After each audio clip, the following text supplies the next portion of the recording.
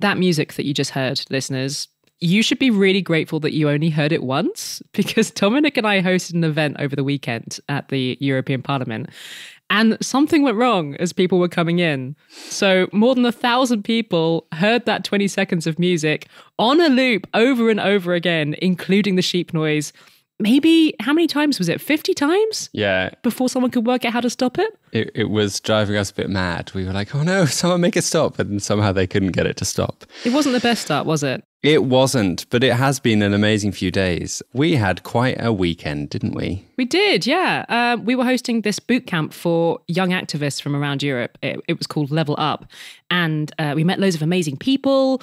And we also got to hang out together in person for 3 days. And we managed not to kill each other. We did Korean sheep face masks. We did. For the first time. Actually, we had quite a lot of firsts. We also used an automated pancake machine for the first time, which was pretty amazing. Check out our Instagram for that. We had our first fight. Did we? Dominic is very selfish with his nuts, listeners. He does not want to share his nuts. That is so not true. I offered them to you and you said you weren't hungry. So then I just ate them in front of you because you said you weren't hungry. I think we should resolve this one off mic. It is amazing how different people are online to how they are in person.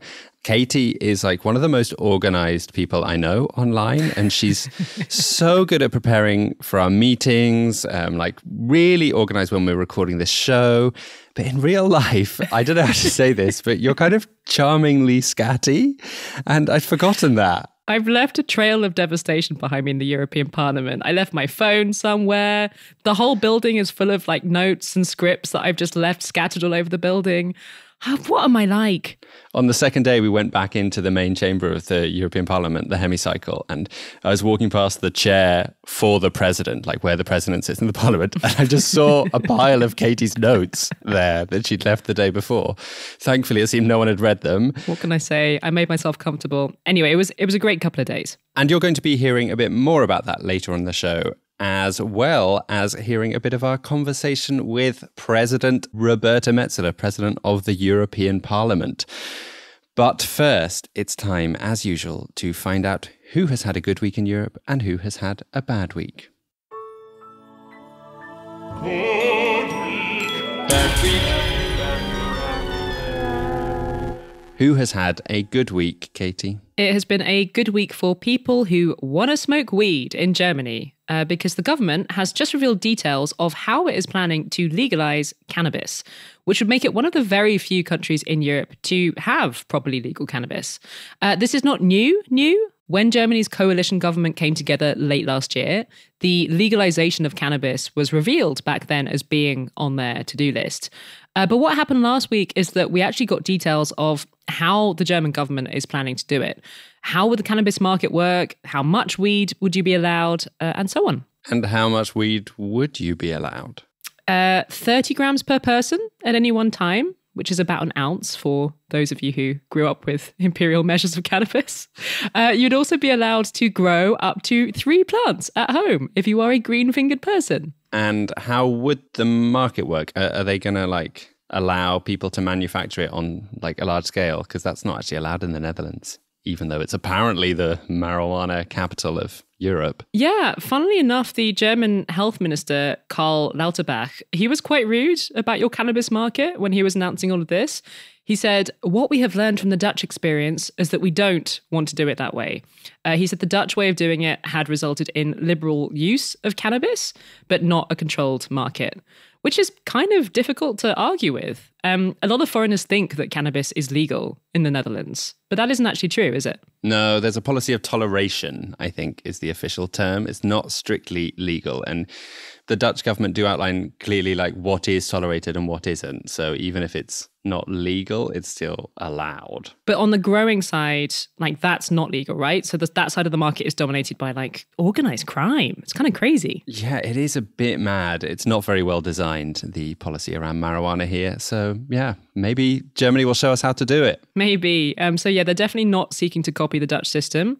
The shops selling the weed will be able to get their supplies from legal growers. And the plan is to have the weed grown in Germany, thereby creating opportunities for a new industry to be created.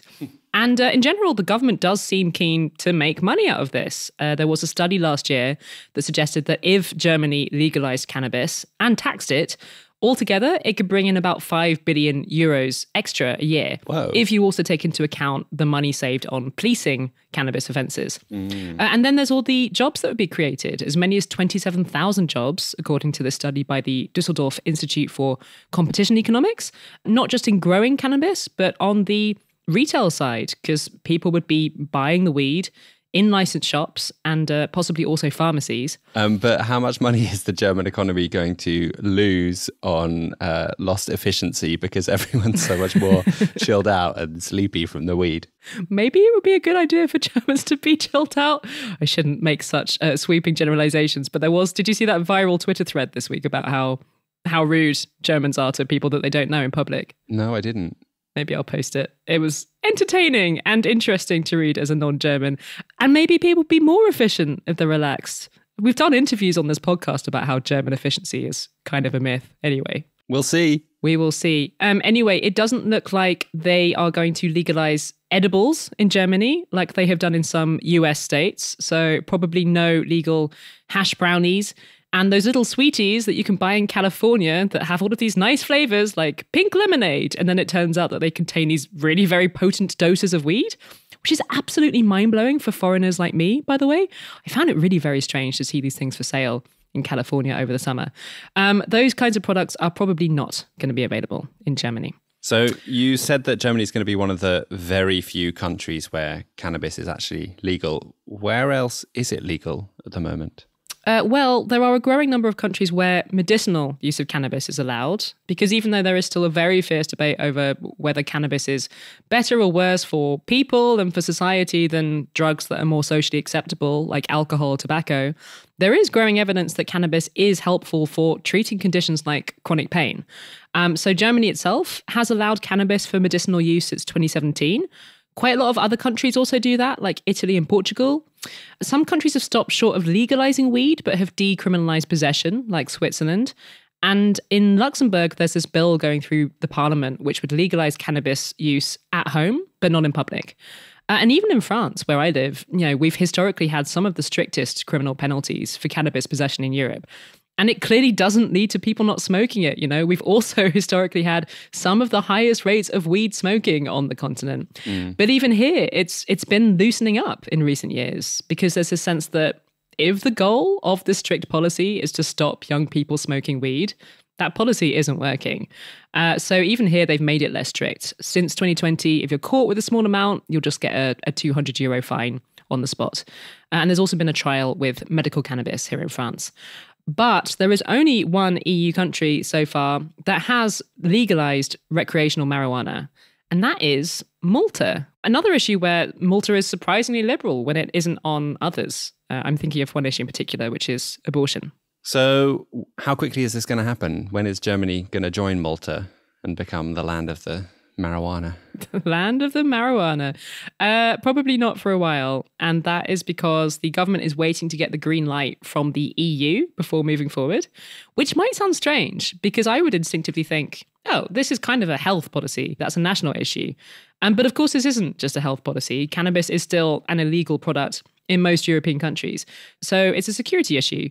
And in fact, the Schengen Agreement specifically says countries that are part of Schengen have to stop the illegal export of drugs. Oh. So if cannabis becomes legal in Germany, that might create problems in terms of people going there, buying weed, and then crossing borders to other European countries where weed isn't legal. So the German government is trying to get the green light from Brussels before doing this, so that it doesn't pass this law and then end up in the European Court of Justice because Brussels says it breaks some EU law or treaty. And then if it does get the go-ahead, Lauterbach, the health minister, said that legal cannabis could be a reality in Germany by 2024. So watch this space. Cool. Who has had a bad week? Well, we're heading to Poland for bad week. It's been a bad week for the public transport authorities in the city of Katowice after a tram worth 7 million zloty, that's about 1.5 million euros, went missing for a while. I have so many questions. And hopefully I will answer them.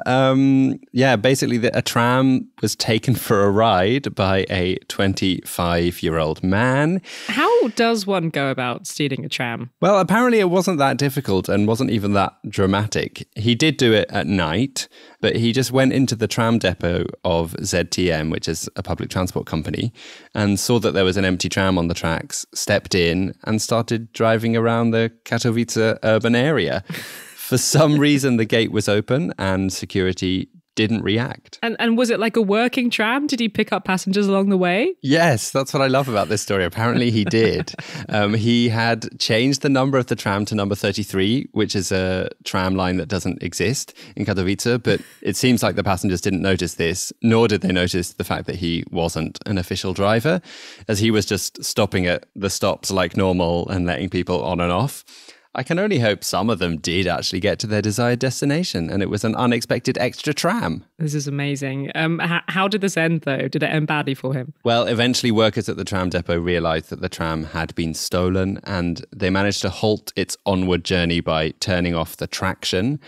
And the tram is now safely back in the depot. But like, why? Why would you do this? Was the guy drunk? Was he high or something? He was not drunk, no. And at the time of recording, we haven't heard the results of the blood test. So we don't know whether he was high on some other substance or not. But according to reports in the Polish media, he did it because his father is a tram driver and he wanted to step into his father's shoes and see what it was actually like to drive a tram for himself for once. I mean, could he not organise some work experience? Maybe he's a bit too old, but might be a more legit way of doing it. Yeah, I mean, I find it quite a sweet reason, but unfortunately for him, the Polish law enforcement don't seem to be considering this sweetness when punishing him. Yeah, he's been detained for 3 months and could get a pretty hefty sentence, like in multiple years, according to the police service's press spokesman. Wow. So, yeah, we'll see what's decided, but it does sound pretty hefty, especially considering that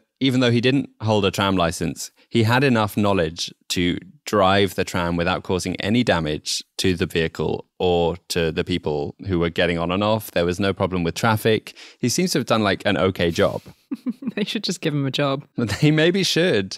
Someone's so enthusiastic that they'll take this risk. Anyway, he can only hope that the court system lets him off lightly, just as happened to two 23-year-old men in Braunschweig in Germany earlier this year. Their story actually has parallels to this one. They also took a tram for a ride and started picking up passengers. And the case against those two men was actually dropped by prosecutors because their tram had not been locked and the gate, again, was open. So it didn't officially count as burglary in Germany. They were also lucky that in Germany there's no official license required to drive a tram. They could still potentially get done for trespassing, but that doesn't seem to have happened yet from what I can find online. So, yeah, stealing trams is probably not a good idea, but also probably not worth years or even months in jail, in my humble opinion. I mean, clearly it is a major security breach, but given that no one was hurt, I'm a little bit charmed by the story of someone just having a dream of driving a tram and managing to do it. I know. It's nice. Although obviously, people, don't steal trams. No, please. Spending a few days with Katie and with all these inspiring young people in Brussels who care about what's going on beyond their nation's borders really relit that fire inside of me to fight for the survival of this independent European podcast baby of ours. Aww. So if you have any spare cash in your bank account and like what we are doing here, please consider donating to this show to keep it dropping in your podcast feed. Head to patreon.com/Europeans podcast, where you can donate as little as €2 a month to keep us going. We were away last week because we were busy telling bad jokes on stage at the European Parliament. And that means that we have a bumper crop of people to thank for supporting the show. Huge thanks go to the following people for sending a little bit of cash our way so that we can keep making the Europeans. These wonderful people are Daniela Makulaviciuta, Julia Silat, Anna, Steve Fifield, Anna Eria, Lisa Vermeer, and Bruno Vernet. Thank you all so much. Thank you so much.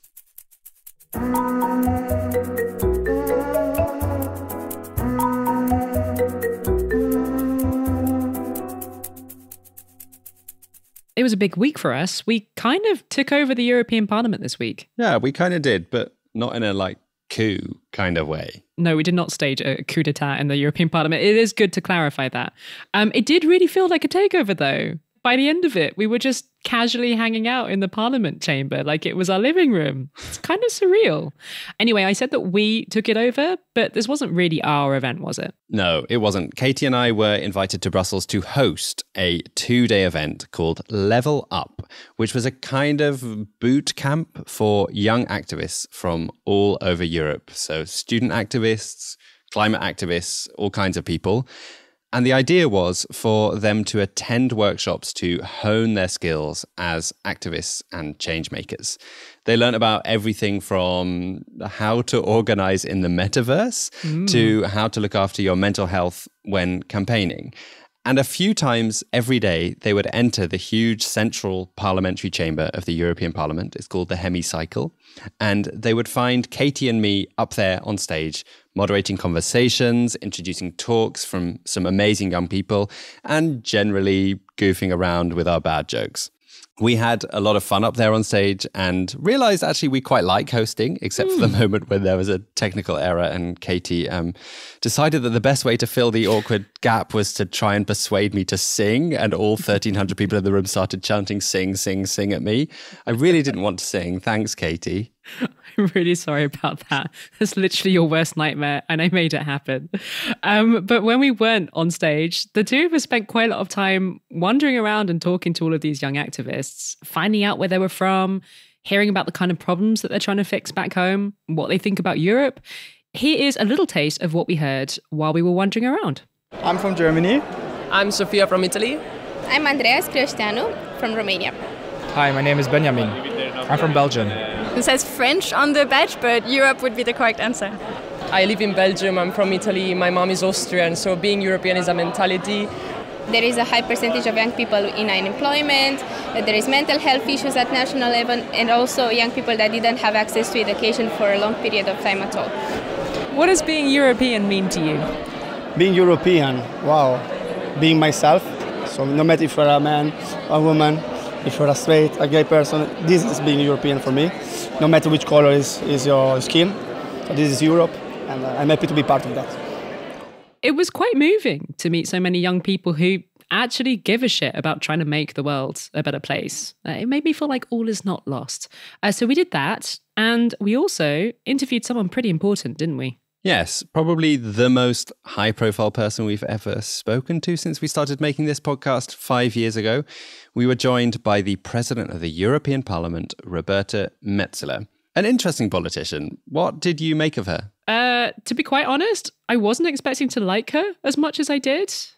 We disagree quite strongly about one political issue in particular.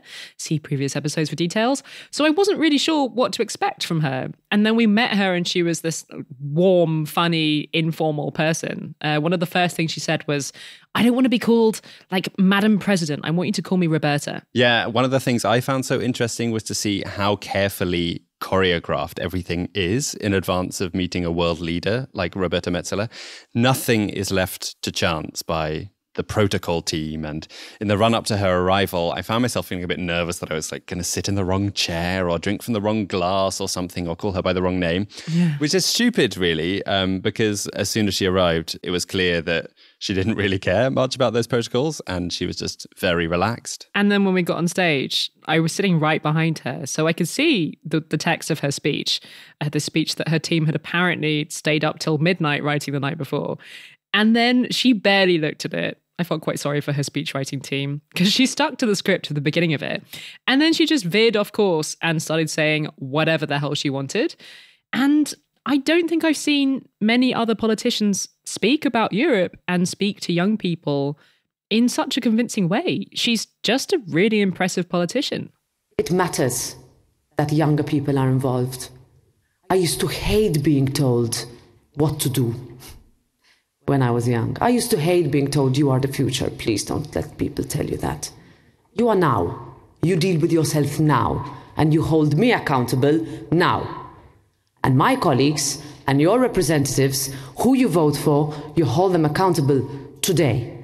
And if you're not satisfied with what they're doing, you run yourselves. We were invited to host this event by the lovely people at the European Youth Forum, and you're going to hear an extract now of the interview that we did on stage with Metsola in front of all these young activists.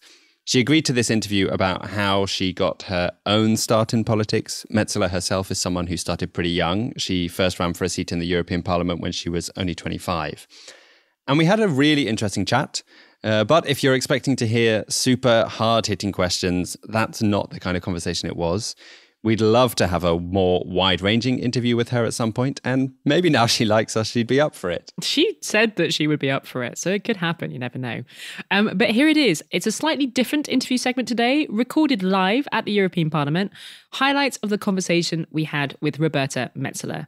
We interviewed her alongside the also very impressive President of the European Youth Forum, Silje Malkola. Both of you sitting here between us today are proof that you can make a lot of change from a young age. And we're very curious to hear about the journeys that you've both been on. Roberta, why don't we start with you? Tell us a little bit more about your journey as a young activist in Malta. Was there a particular moment that made you decide, I want to be an activist? Yeah, I think it's the moment when my parents started to worry that I wouldn't be able to continue my studies. I was a young law student at the time, and I started to feel a little bit frustrated about the fact that decisions were being taken that I didn't think were correct. And there was one specific decision that was taken that was to freeze our application to join the European Union.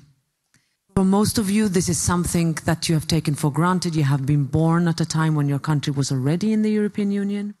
But for my generation, that was not the case.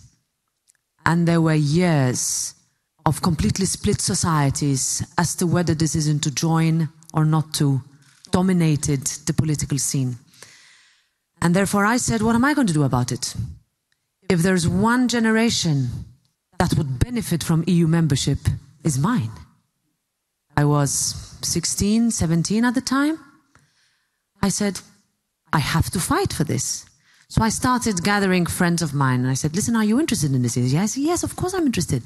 What are you going to do about it? We can't vote anyway. I said, yes, we can do something about it. We can tell our parents to vote. We can tell our grandparents to vote. I was at university involved in a particular student organization. And I said, let's organize campaigns. And we'd have the most ferocious arguments on campus in order for us to have the voice that young people could push the country over that 50% that was needed to say yes. In the end, it was 51.3% who said yes. And I think that we could take a little bit of credit. Silje, I wanted to ask you the same question. Was there a moment for you, a specific moment that triggered your interest in activism? I actually don't like the word activist. Interesting. How come? For me, if I was a man of 40 years old doing the things I'm doing today, no one would call me an activist. I would simply be a person engaging in society. Because I happen to be young, all of a sudden I'm radical. I'm outside of the sort of usual sphere that people are used to seeing. And because I'm young, I'm an activist. What I consider myself is a person who's engaged in society.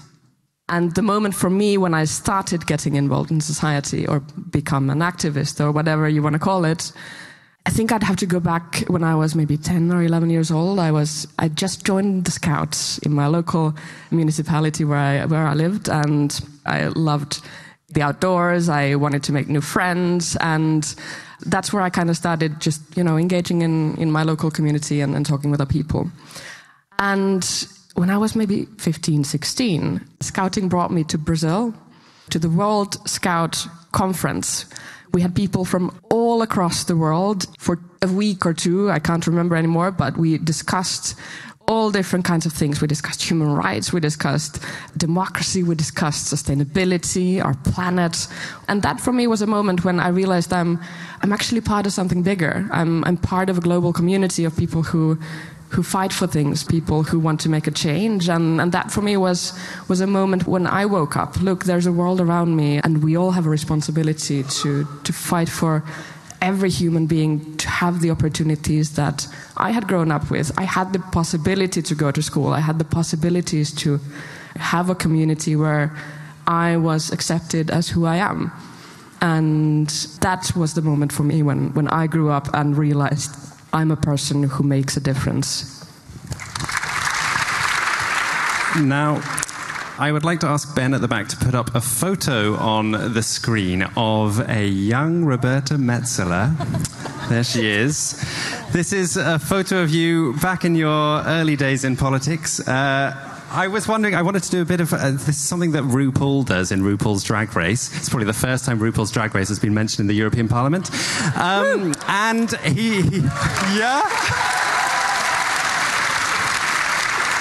RuPaul, he asks his contestants, if you look back at your younger self, what advice would you give to a young Roberta? Are you quoting RuPaul to me? I'm impressed. Okay. Well, I would wear less eyeliner. Where is the photo? And I would pluck my eyebrows a little bit less. But that was my first election, I think. Maybe 2004. No, maybe 2009. My advice would be, I used to hold on to that microphone, maybe a little bit like I'm doing now, for dear life, because I was so scared to speak in public. And that would stop me from shaking, at the time. It was very, very, very difficult to learn to sort of get over that immediate sort of hurdle of not being afraid to say what you think and believe in. The worst thing you could do is to try to blend in by saying exactly the same thing like everybody else. My advice would have been not to be as afraid as I was and to elbow my way into a room when it was practically impossible to enter. We've got European elections coming up in 2024. One way that people can engage is by running in those elections. But if people aren't running in the elections, how can they engage in them? I remain a little bit concerned about the fact that we don't explain enough what happens in this room that matters to everybody. Sometimes we're told, those are boring. Big words. No, they're not. No, they're not. Today we are facing a fundamental challenge. I got elected on the 18th of January of this year.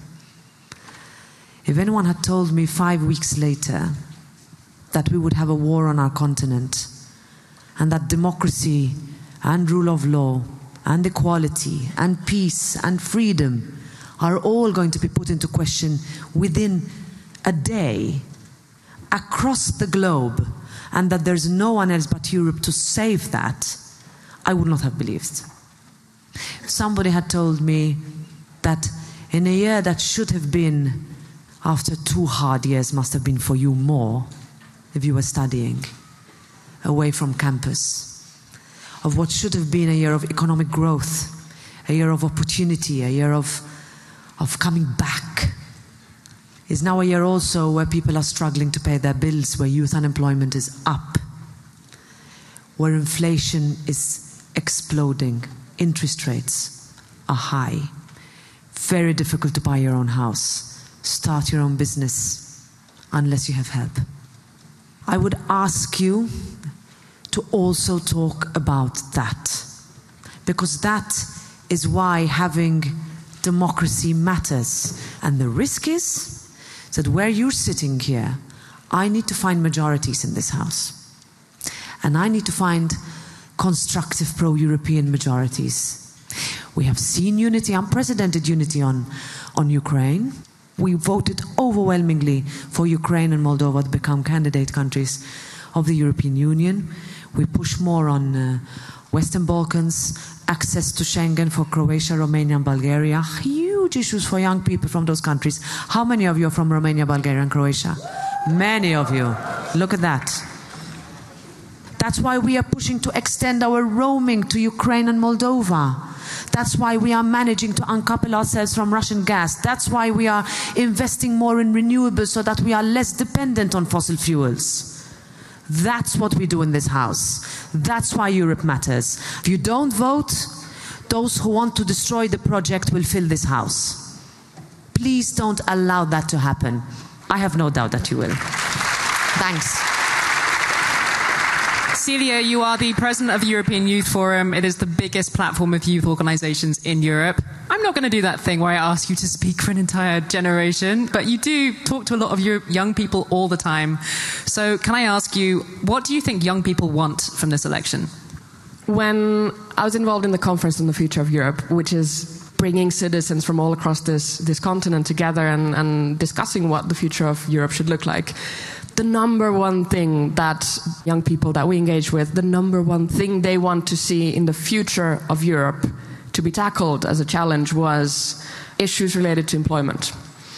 We are a generation who struggles a lot when it comes to trying to land on that first job. We don't dream about buying our first house. I don't know if I can ever do that in my lifetime. That's where we are as a generation right now, looking at the world, looking at the uncertainties that we're in. There's a war going on. There's a pandemic still kind of roaming around us, although it sometimes feels like we're maybe on the other side of the lockdowns. Fingers crossed. We don't know. The uncertainty of that is big. And the number one thing that the young people we engaged with when discussing what do we want the future of Europe to look like is a future where we can have decent jobs, where we can actually get paid for the work that we do. We don't, get an unpaid internship where, you do all the work, you provide a lot of value to a company or someone, and at the end of the day, you don't get that paycheck. And that's something we would like to see fixed. I think it's fair to say that Metzela's speech went down pretty well in the room. Lots of people seemed very fired up by it. And actually, it's one of the things we asked a lot of the young activists about as we were walking around. It's an amazing time here in the European Parliament. I'm still energized by the speech of Metsola yesterday. It was so nice to see her with blue jeans instead of a hemicycle. Did you guys hear President Metsola speaking this morning? Yes. And what did you think about her vision for Europe and her vision for the youth of Europe? We are really different political-wise. I mean, we have really different political opinions. I really appreciate what she's doing in the European Parliament. She wanted to inspire us, to be more active and everything.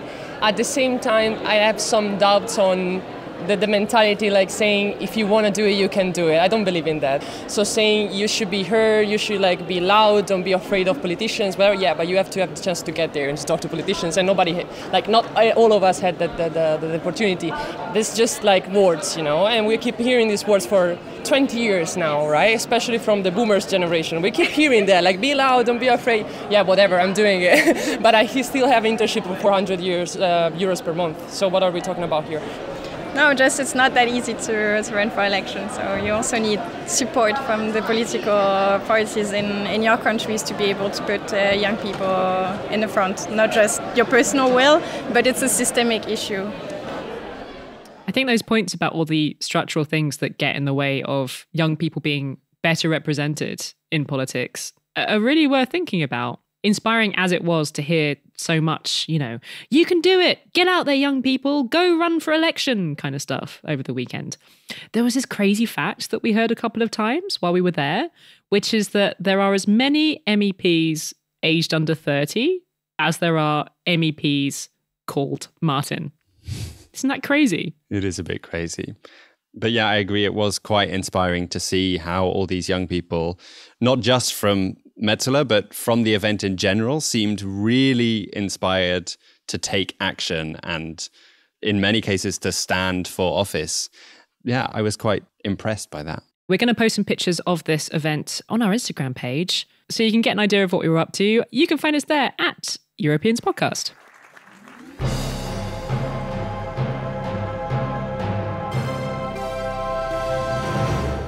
What have you been enjoying this week? I listened on the train on the way to Brussels to a really interesting podcast conversation between two of Europe's most fascinating humans, Swedish climate activist Greta Thunberg and Icelandic musician Björk. That's a great combo. It is, isn't it? They were brought together by Kate Mossman from the New Statesman magazine, and it was so fun listening into this conversation between two such original thinkers. It was actually the first time they'd ever spoken, despite having loosely collaborated before during Björk's 2019 Cornucopia tour.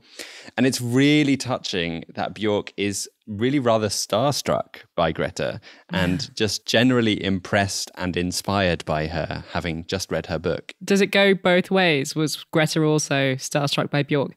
Good question. Greta is very sweet about Björk, but I don't know how much of a fan of Björk's music she is, which is, of course, fine. Greta does say she listened to Björk's latest album, Fossora, that very morning. So she did prepare for the interview, but it was difficult to tell whether it was like a genuine interest in her music. Greta was a bit more cool about the whole thing. Yeah. Anyway, they talk about everything from the failure of politicians in dealing with the existential problems we are facing now to what it's like being such huge celebrities in their respective countries. And it turns out that they're both, fortunately, rather left alone by people in their home countries and can live relatively free, normal lives despite being such celebrities. So, yeah, well done, Iceland and Sweden, for leaving your celebrities alone. Oh. You can listen to the interview on the New Statesman's World Review podcast. We'll post a link in the show notes. What have you been enjoying, Katie? Well, I'm going to recommend a podcast that I listened to on the train home from seeing you. And that is an episode of Adam Buxton's podcast. It's a British interview podcast. And it's one of those shows that I kind of dip in and out of sometimes. And this episode was with the Irish novelist Marian Keyes. I'm not really familiar with Marian's books, and to be honest, I just put this podcast on to have something to nap to on the train. But I ended up completely riveted and charmed by this interview. I didn't go to sleep. It's a really wide-ranging conversation. It covers everything from Marian's struggle with alcoholism and depression to making friends later in life and languages. I think Irish people speak and probably write according to the rhythms of an older language. A lot of the metaphors are different, more colourful and sort of playful, isn't it? It is more playful. It's funny, I was reading somebody in the last few days talking about, the relationship between Ukrainian and Russian, and that, Ukrainian is very similar to Russian, but it is so different in that it is much more lyrical, it's much more inventive, it's more colourful, it's more joyful. And that's how I feel Irish people are with words, with English. I really have that Irish thing of if I use one word when 4,000 will do. The more the merrier. I just think words are beautiful. And why not throw in 3 or 4 more if they're entertaining and lovely? Yeah. I don't know if it's just because I was feeling a bit hungover and vulnerable because we went out the night before, but I really loved this conversation. I found it really uplifting and beautiful. So I wanted to recommend it to you. Sounds nice.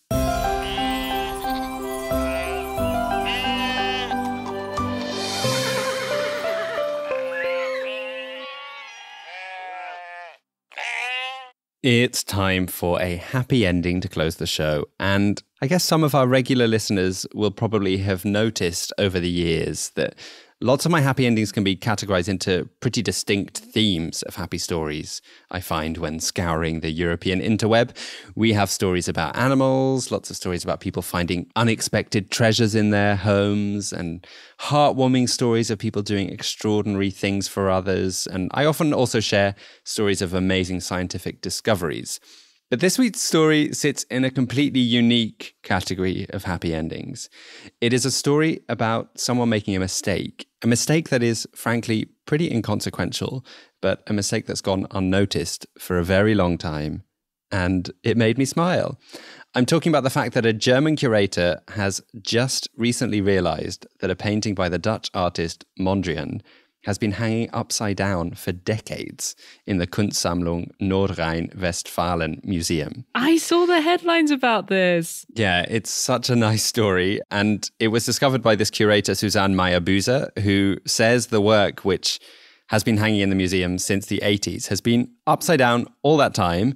And actually, it seems like it was hanging upside down since it was first hung in MoMA in New York in the 1940s, soon after Mondrian's death. But how does she even know that it was upside down? Because they just look like squares, don't they? Yeah. Am I sounding like a real pleb for saying that? No, it is. You're right. It's not a particularly figurative painting. It's a typical Mondrian painting with colourful lines on a white background. So it makes sense that it wasn't like totally clear which way around it should be, especially seeing as Mondrian died before signing it. Maya Busa has two main pieces of evidence as to why it's been upside down all this time. Firstly, because there's another painting with almost the same name called New York City. This one's called New York City 1. And in that painting, it is known that Mondrian expected the thicker lines to be at the top of the painting, probably to represent the sky. This painting has been hung all this time with the thicker lines at the bottom. So that was the first red flag that Susanna noticed. And then the hunch was confirmed when a photo was found of the painting when it was still in Mondrian's studio shortly after he died. And in this photo, the thick lines are indeed at the top of the painting. So Maya Busa must be right. Oh no, I'm looking at it now. It doesn't really look like New York City to me. Am I missing something? Yes, of course you are. You need to work on your imagination. New York City is like a grid city, right? That's true. With very straight road lines. So I think it just kind of makes sense. But the thing that I love about this story even more is that they're not going to turn it around. Oh, they're going to leave it the wrong way up. Yes, which actually is maybe for quite sad reasons, because they think that if they turn it around, then the lines could fall off the canvas. Ooh. Because they're already a little bit loose. And if they let gravity have its way in the other direction, then it could be damaged beyond repair. But still, I love this story, and I thought it would be a happy way to close the show. That is it for this week. Next week, we have a great interview for those of you who feel like there just aren't enough hours in the day, which I suspect is a lot of you. We're going to be talking about time poverty and how one city, Barcelona, is trying to fight time poverty. It's a really fascinating conversation. Do not miss it. In the meantime, you can find the aforementioned video of us using a pancake machine in Brussels on our Instagram. It was a very exciting moment. We're there at Europeans Podcast. We're also on Twitter at Europeans Pod. Thank you to Katie Lee for producing this episode, and to Wojciech for mixing and mastering, and also to Wojciech for helping me with the Polish tram story, because there was like nothing written about it in English. Thank you also to Kat Laszlo, our other producer, who's just been representing us in Potsdam at Pre-Europa, where we were nominated for a very exciting prize. We didn't win, but hey, it's the taking part that counts. It was amazing just to be there, frankly, given that it's this big-ass prize and we're a very little operation. We were there on behalf of us and Are We Europe, with whom we have been making this very beautiful series, This Is What a Generation Sounds Like. And actually, Are We Europe have just released the first chapter of the latest stunning visual episode in the series, Mohammed. It's a really, really beautiful thing to watch. We will post a link to that in the show notes. See you next week, everyone. Cześć!